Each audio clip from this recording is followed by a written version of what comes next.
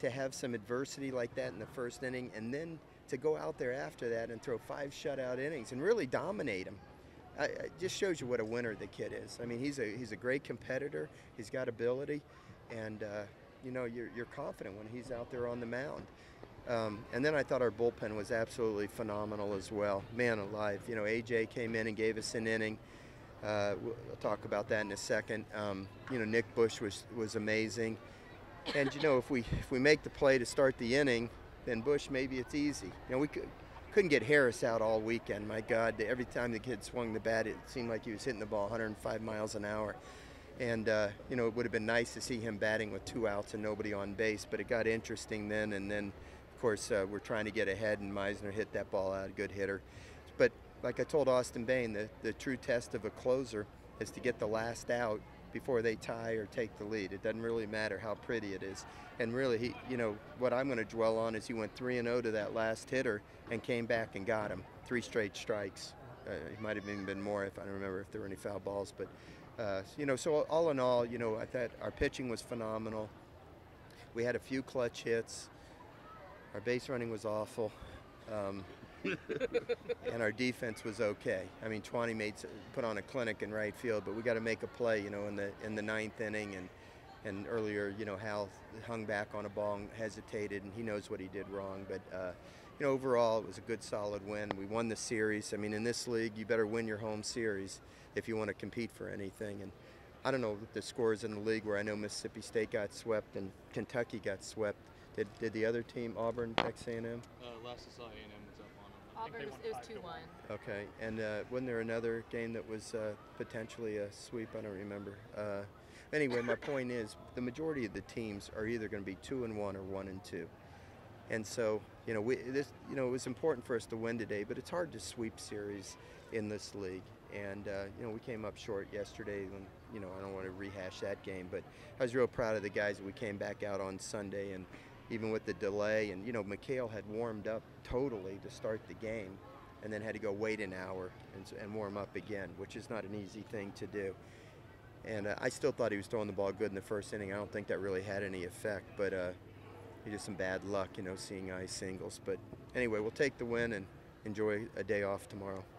Seems like Watson was really the catalyst on offense.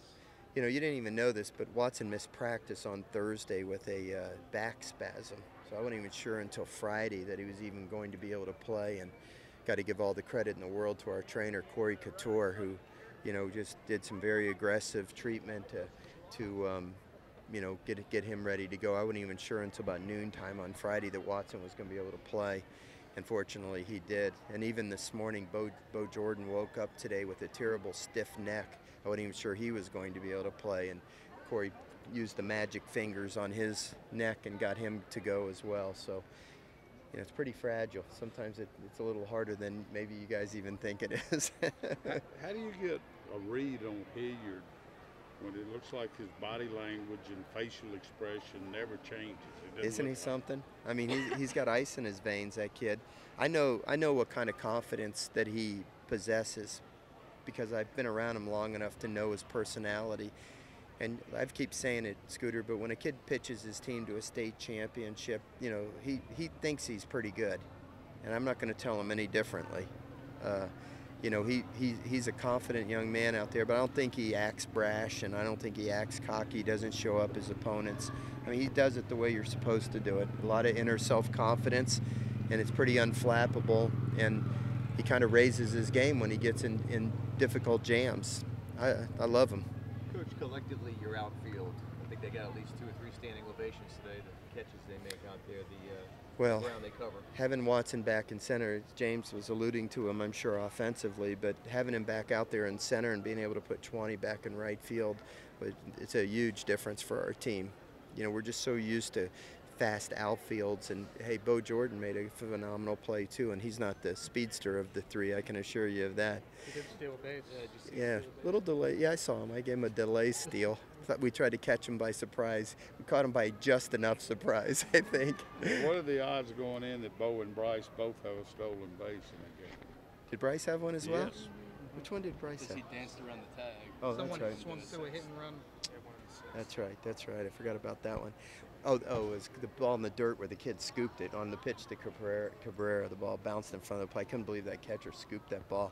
I swallowed my Adam's apple when I saw that happen, figuring he was going to be out by a country mile, but worked out for us okay. But yeah, our outfield just played tremendously out there. Watson and especially Chwani and Wright saved the game really with a couple of those catches.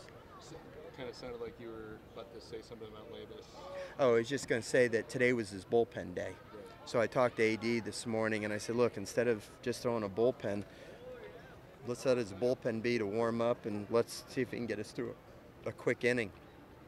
Because after that display of bullpen work last night, you're a little bit short-handed down there. So I thought it was a good plan, and Labus did what he did and gave us an inning. He'll still be able to start on Wednesday and be fine. Is that when somebody's using the bullpen day in a game, do they not go into that with their usual stuff? No, they do. They do. And it'd probably be harder to do because the intensity in the game is more so.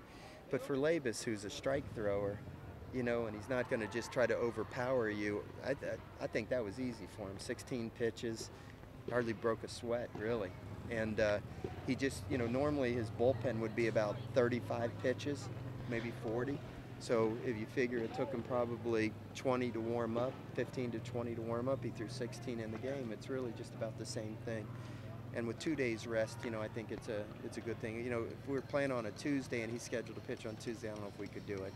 Although these games are obviously the more important ones, so we'll see.